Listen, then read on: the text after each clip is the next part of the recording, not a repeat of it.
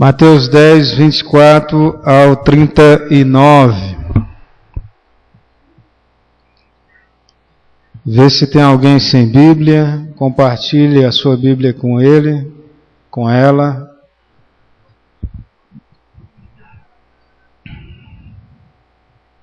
Amém? Misericórdia.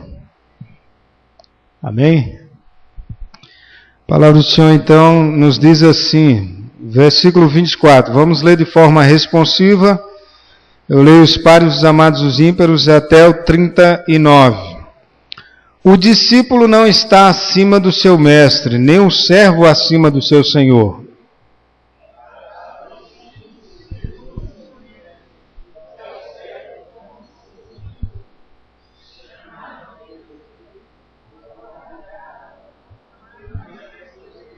Portanto, não os temais, pois nada há encoberto que não venha a ser revelado, nem oculto que não venha a ser conhecido.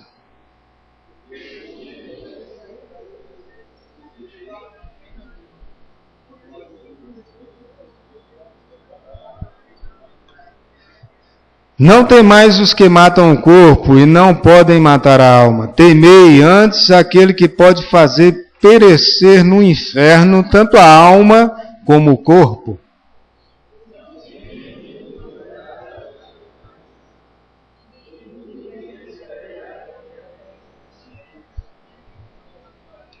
E, quanto a vós outros, até os cabelos todos da cabeça estão contados.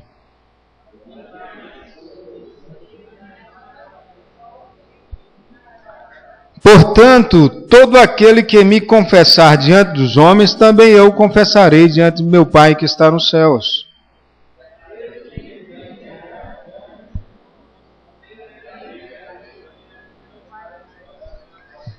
Não penseis que vim trazer paz à terra, não vim trazer paz, mas espada.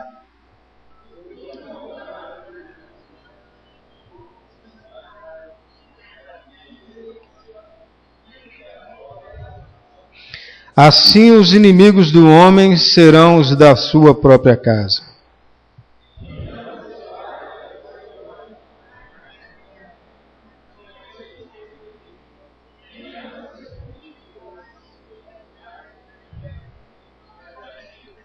E quem não toma a sua cruz e vem após mim, não é digno de mim.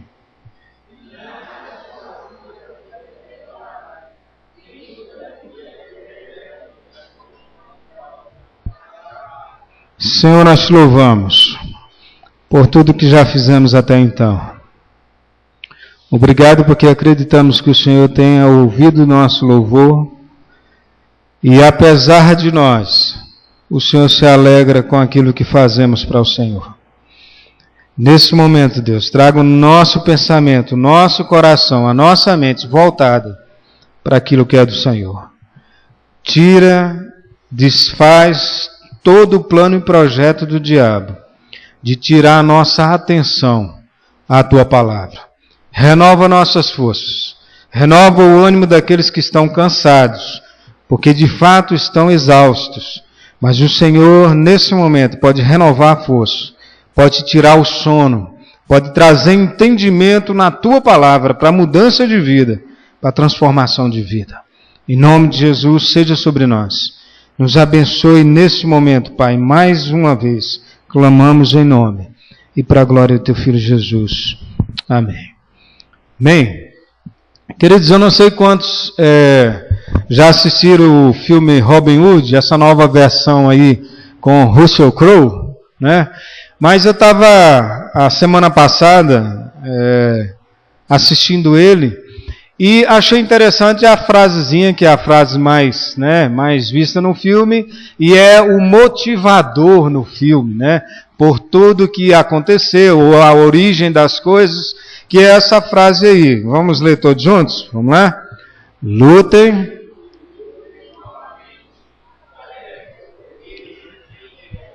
Lutem, lutem novamente até cordeiros virarem leões, né? O que eles virem leões. E aí, essa é uma frase motivadora para o filme. Ele chega, todo mundo conhece a história e tal, e aí o pai dele que faleceu lutando por esse ideal, e aí aquela criança que nasce por esse ideal, né, que luta, que entende, que quer que as coisas mudem pensando nisso. Lute novamente, até que cordeiros se tornem leões. Porém, a história lá, o cordeiro virar leão, é algo interessante. Eu sei que na hora alguns choram porque está lutando por alguma questão na vida, alguns se emocionam porque falam assim, nossa, eu tenho que lutar novamente. Só que eu achei interessante a parte do porquê a luta. Por que tem que lutar? E num discurso ele diz, ou conclama o povo dizendo o porquê disso. Porque cada um daquele reino tinha que fazer da sua casa o seu palácio. Porque tinha que fazer da sua casa o seu palácio. Porque tinha que fazer da sua família o seu reino. Porque tinha que fazer da sua moradia o lugar que ele tinha que defender e que tinha que ter o melhor para eles. É interessante olharmos o livro de Mateus e especialmente essa parte, o capítulo 10. Aí comecei a olhar um pouco mais e, assim como o livro de Mateus, a preocupação maior do escritor, do autor, é defender, né, que Jesus é a profecia, o Messias que havia de vir, esse é Jesus. A preocupação de Mateus é essa. Mas é muito interessante quando ele chega aqui no capítulo 10, e ele de fato ele discerne todo o capítulo 10 sobre os discípulos. Ele fala o capítulo 10 inteiro sobre os discípulos. Se você voltar a página aí e olhar um pouco, você vai ver. Ele vai falar sobre a escolha dos discípulos, as instruções do Senhor para com os discípulos, as admoestações, os estímulos, as dificuldades e as recompensas. E olhar esse âmbito, ou esse desejo de Mateus de trazer tudo isso com relação aos discípulos do Senhor, gera no nosso coração um desejo de pensar um pouco mais sobre o que nós somos. Para que nós somos chamados? Você foi chamado para quê? Nós fomos chamados para quê? Se não para sermos discípulos do Senhor. E para viver para o Senhor, e para ser do Senhor. Então, olhando um pouco sobre isso, eu queria tratar com os irmãos de umas partes não tão legais ou tão agradáveis desse capítulo. Porque poderíamos falar de muita coisa, do chamado do Senhor, né, das instruções, da admoestação, mas eu queria falar dos estímulos e das dificuldades, ou seja, essas duas partes que nós lemos aí, do 24 ao 33 os estímulos, do 34 ao 39 as dificuldades, e pensar com os irmãos sobre esse tema. Vamos falar todos juntos? Chamados pelo Senhor para gastar a vida. Mais uma vez todos juntos, vamos lá? Chamados pelo Senhor para gastar a vida. Mateus gasta o capítulo 10 inteiro falando sobre os discípulos do Senhor e mostrando aquilo que era o cerne do que o Messias que havia de vir e que estava ali, estava chamando esses seus discípulos. Ele não chamou discípulos para simplesmente segui-lo à caminhada, mas para segui-lo de uma forma diferente. O desafio que o Senhor traz às pessoas aqui, que Jesus traz a essas pessoas em todo esse capítulo, aos seus discípulos, é chamando eles para gastar a vida deles para um propósito maior, para o propósito dele, para o propósito que o Messias que havia de vir veio, trouxe a eles. Então o desafio é de viver ou de gastar a nossa vida para o Senhor. Gastar a nossa vida para o Senhor. Primeira coisa que nós temos que pensar é que nós somos chamados pelo Senhor a gastar a nossa vida com Cristo. A gastar a nossa vida com Cristo. Olha o versículo 37. Vamos todos juntos? Quem ama... Vamos todos juntos. Quem fechou o celular, desligou, tal, liga de novo, né, o tablet, etc., o notebook, ou a Bíblia, aqueles que ainda trazem, vamos lá, todos juntos. Quem ama, mais do que a mim,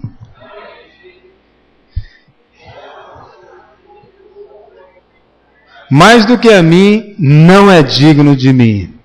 É um desafio de relacionamento, queridos. Pensem comigo. O Senhor, Ele desafia-nos a gastar a nossa vida com Ele, com Cristo, se relacionando com Ele,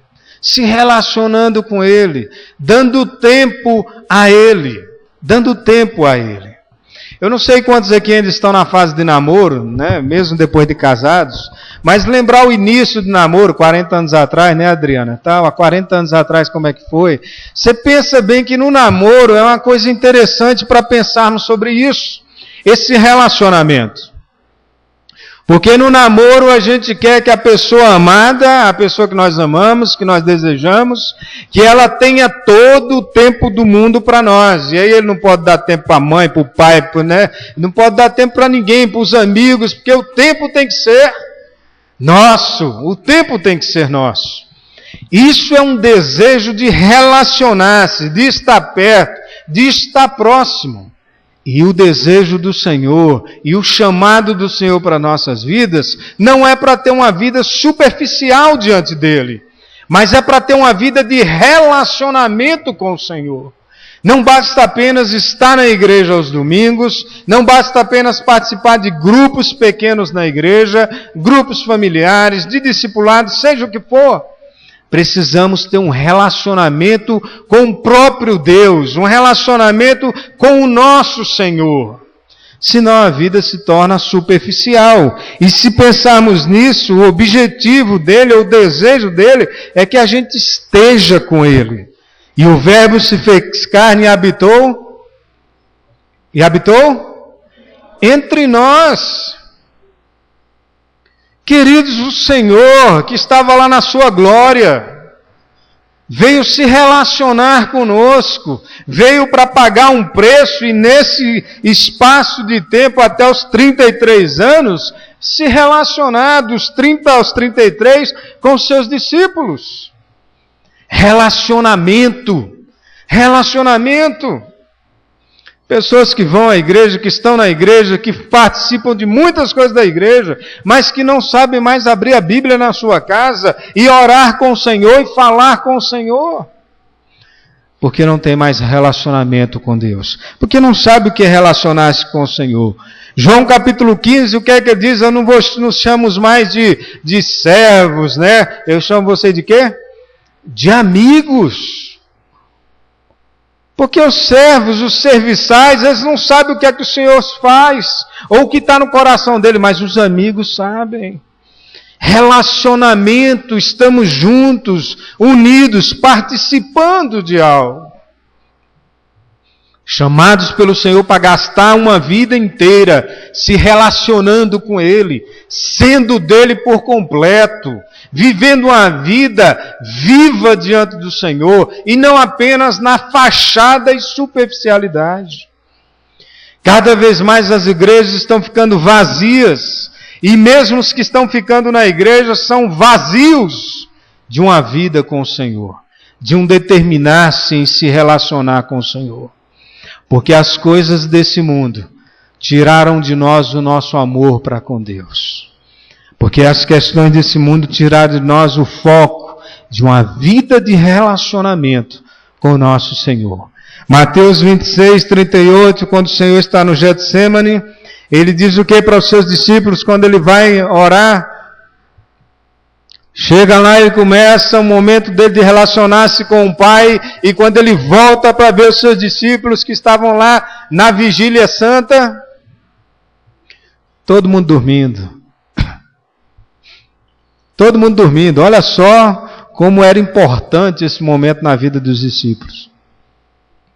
Jesus estava prestes a ser entregue, a começar a via crucis, a passar por todo o sofrimento.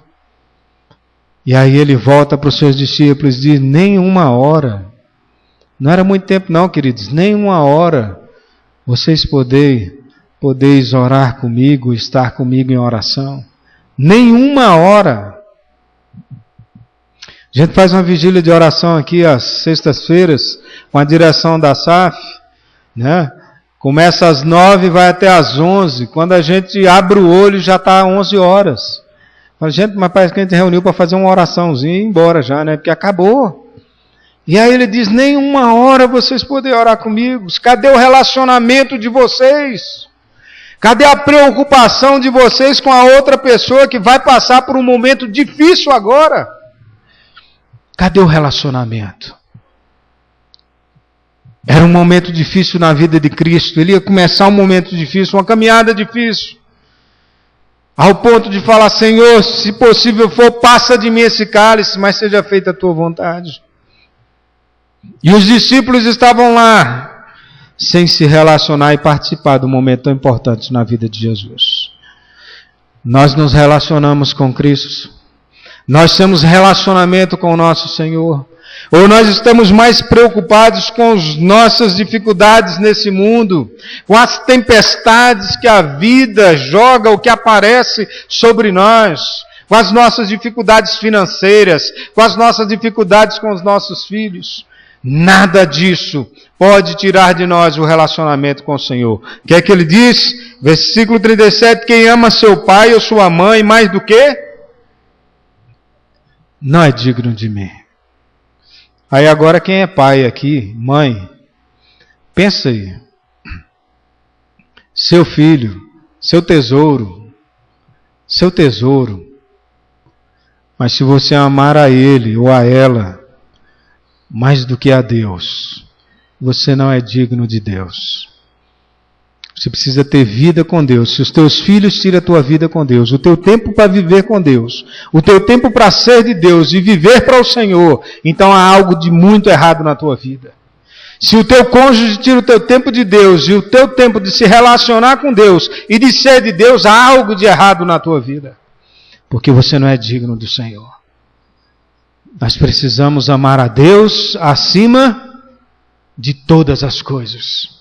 Se o teu trabalho tem tirado o teu tempo de Deus, você não está sendo digno de Deus.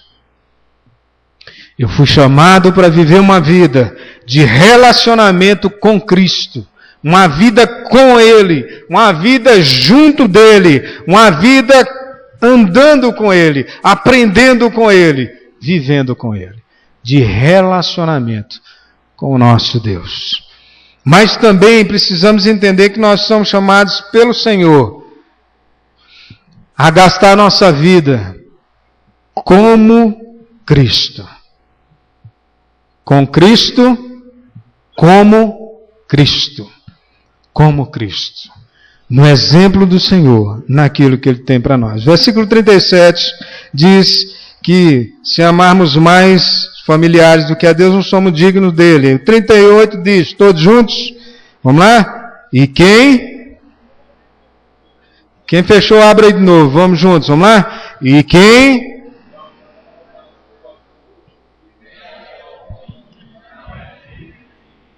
aquele que não toma a sua cruz e não vem após mim, não é digno de mim. Aquele que não segue o meu exemplo, aquele que não vem para viver como eu vivi, ele não é digno de mim.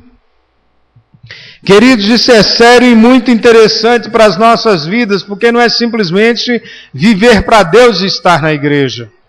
Nós tivemos hoje um almoço abençoado ali na igreja Maranata, a SAF da nossa igreja estava lá fazendo almoço junto com as pessoas da igreja. Um cenário muito bonito, muito bem organizado, tudo lindo. Mas se as pessoas que estiveram ali e que fizeram tudo aquilo ali não tiveram a vida aos modos do Senhor, de que valeu tudo isso? Nós somos chamados para seguir o exemplo do Senhor, aquilo que o Senhor traz para as nossas vidas. E se pensarmos bem sobre tudo isso, é o desafio do compromisso de parecer-se com Ele, como esses textos da palavra vão trazer para nós. Primeiro diz lá, João 13:15, todos juntos, vamos lá? Porque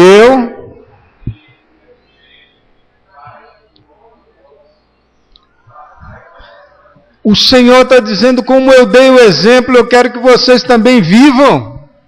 Viver como eu. Pegar a sua cruz e vir após mim.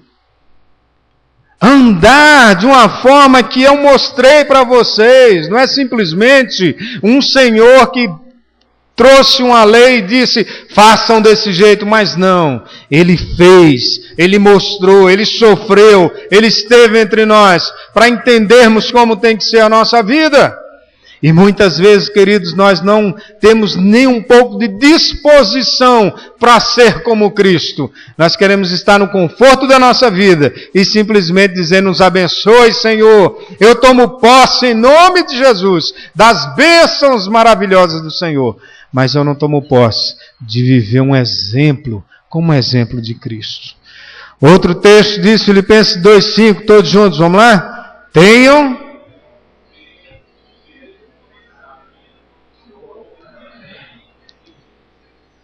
Pensem como Jesus.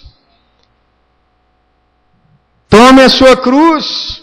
Para de viver a vida, porque você foi chamado para gastar a tua vida como Jesus gastou. Então agora eu vou sair do meu emprego, vou ficar só evangelizando. Não, amado, não está dizendo isso não. Por favor. Somos um pouquinho mais inteligentes do que isso. Nós somos chamados para no meio de tudo que nós fazemos, porque foi Deus que nos deu. O emprego bom que você tem foi Deus que te deu. O ruim também. Ele deu todas as coisas. Ele que te deu, que te proporcionou, que te abençoou. E no meio de tudo isso, há um propósito do Senhor maior para a sua vida.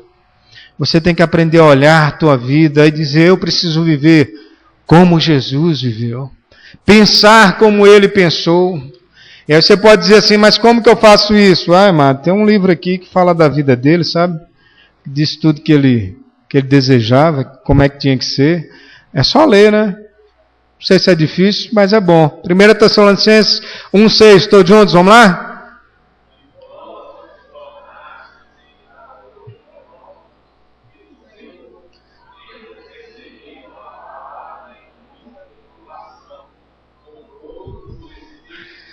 Você pode dizer, mas como que eu vou ser imitador do Senhor? Como que eu vou viver igual a Cristo se eu vivo tanta tribulação nessa vida? Oh, coitadinho que sou, é porque o Senhor não conhece a minha história, é porque você não sabe o sofrimento que passo. Olha só, queridos, Paulo escreve para os Tessalonicenses e diz assim, e vós vos tornades imitadores do nossos e do Senhor, tendo recebido palavra onde? No meio de tribulações. Os Tessalonicenses não estavam vivendo uma vida tranquila não, que por isso eles pareciam com Cristo. Não, queridos.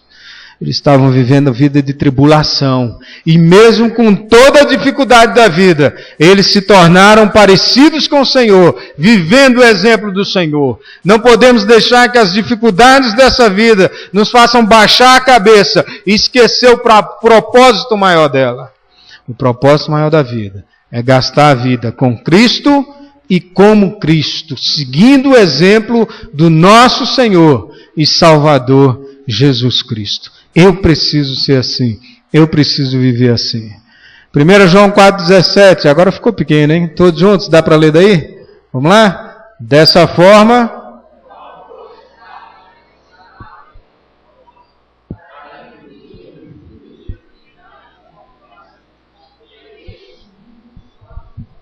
Nesse mundo, somos como Ele. Somos como Ele. Pergunta simples, básica, bem básica. Será que de fato nós somos como o Senhor Jesus? Nós somos chamados para isso, querido. Para nos relacionar com Ele e para ser imitadores de Cristo. Você tem imitado ao Senhor? As tuas ações demonstram que você é um servo que imita o seu Senhor. A tua fala, o teu linguajar, o teu proceder, o teu julgamento é igual ao do nosso Senhor e Salvador Jesus Cristo?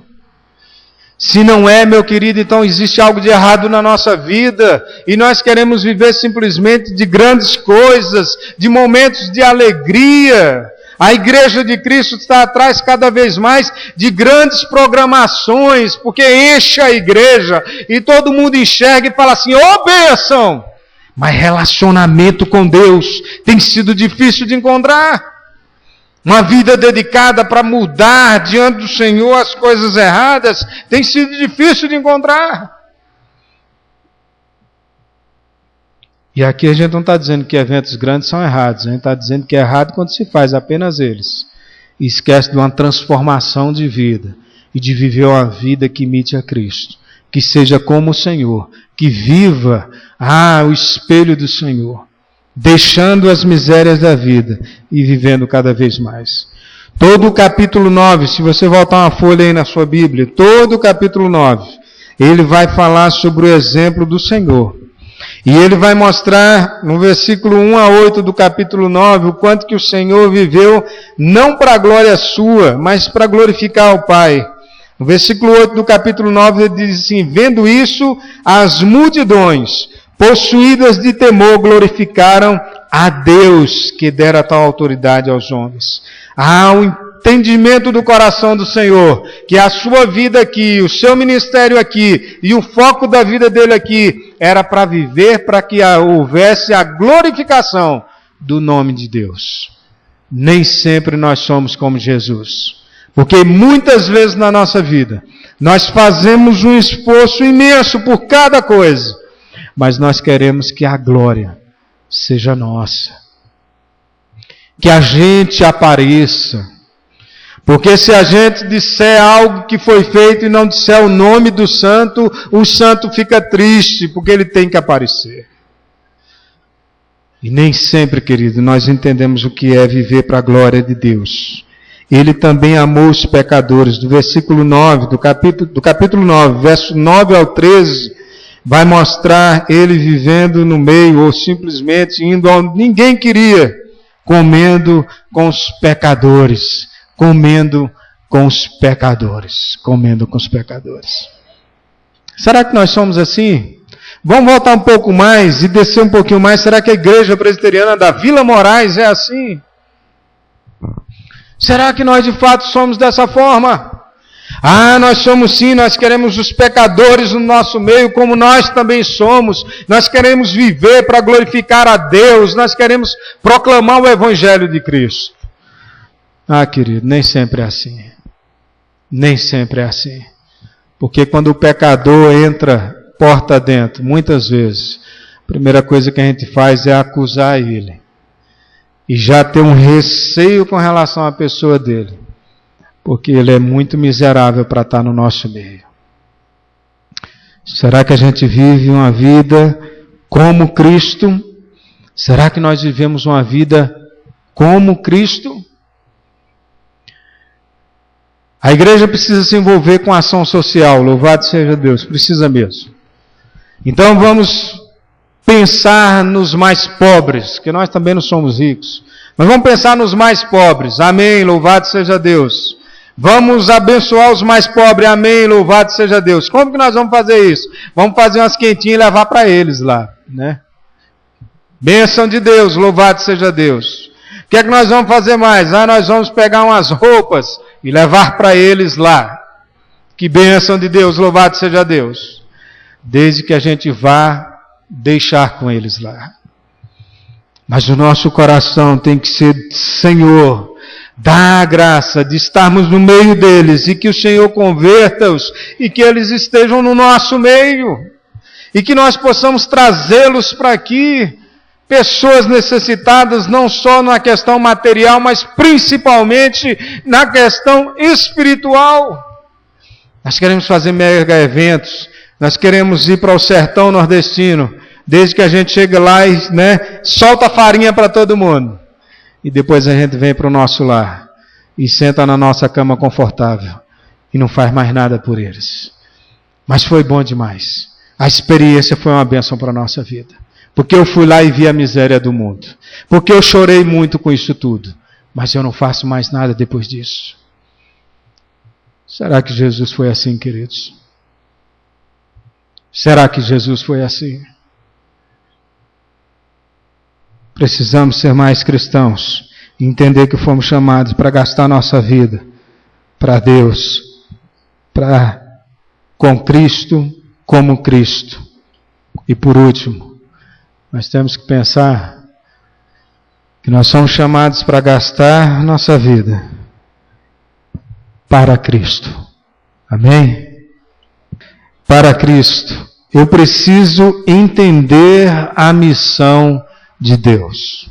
Se você olhar o capítulo 10 inteiro, que nós lemos apenas do versículo 24 ao 39, nós vamos perceber os estímulos que o Senhor traz para uma vida com Ele, como Ele e para Ele. Versículo 39 diz o quê? Todos juntos.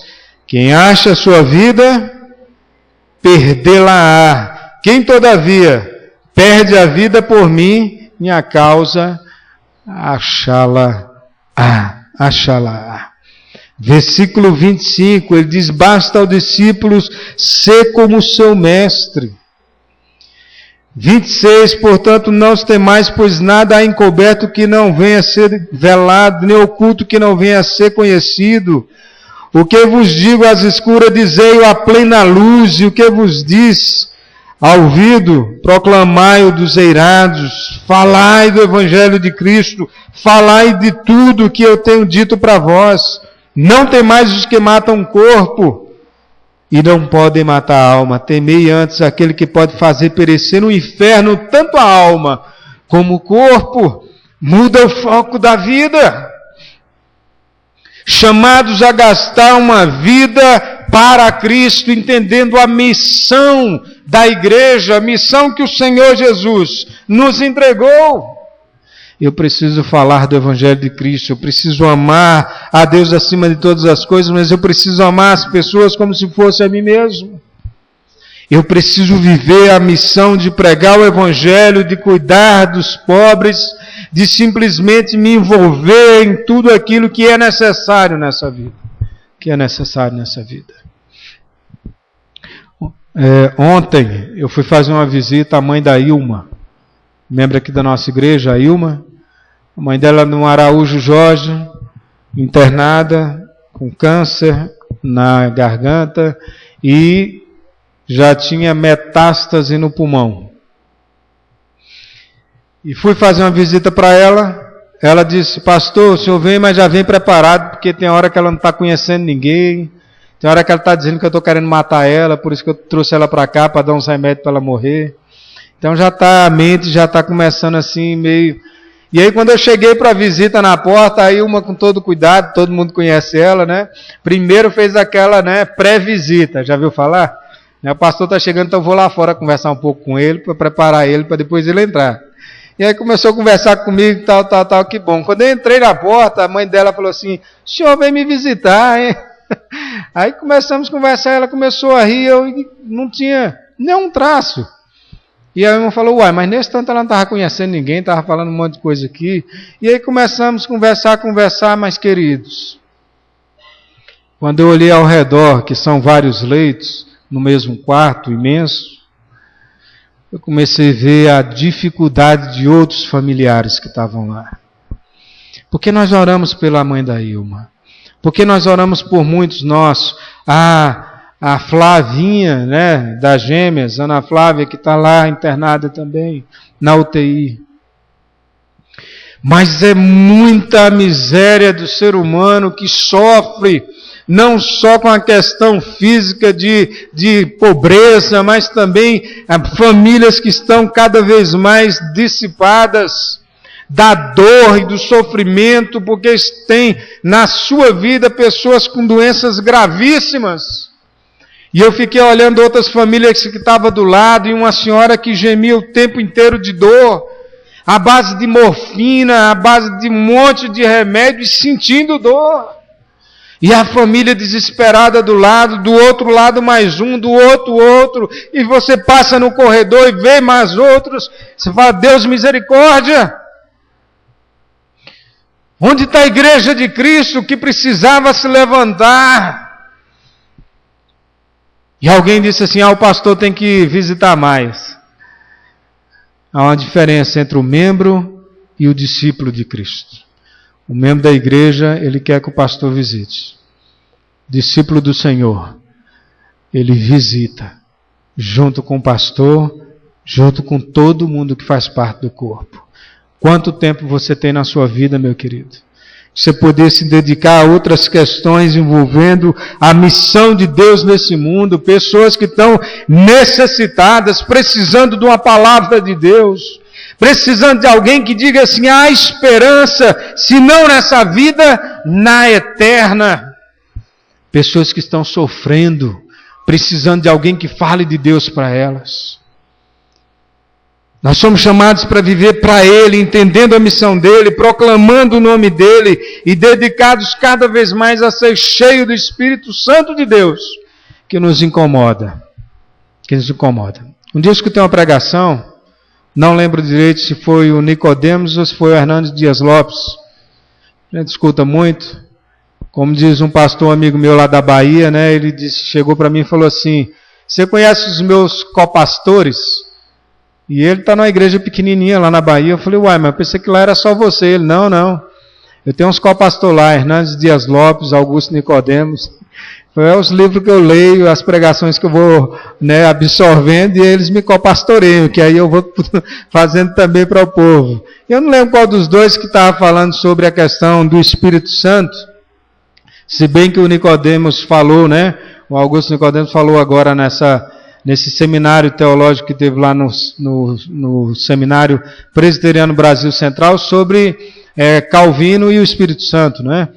E disse, olha, eu achei interessante que foi um parênteses no meio de toda a exploração. Ele disse assim: você sabia que quando o crente, o cristão, ele está insensível às questões do reino e ao que está ao seu redor, é porque ele está vazio do Espírito Santo.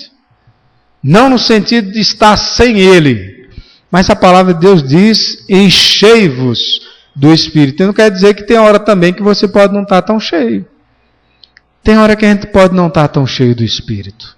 E aí a insensibilidade com relação à missão de Deus para a nossa vida, ao envolvimento às pessoas que nos rodeiam, ao ato de ser exemplo de Deus para tantas questões, nos faz estar inertes, sem fazer nada, vivendo a nossa vidinha, ganhando apenas a nossa vidinha. Que tenhamos cuidado. Todos juntos, vamos lá, Filipenses 1:21, vamos lá? Porquanto... Será que é mesmo? Vamos ver mais uma vez, mais forte, acorda aí todo mundo, vamos lá? Porquanto...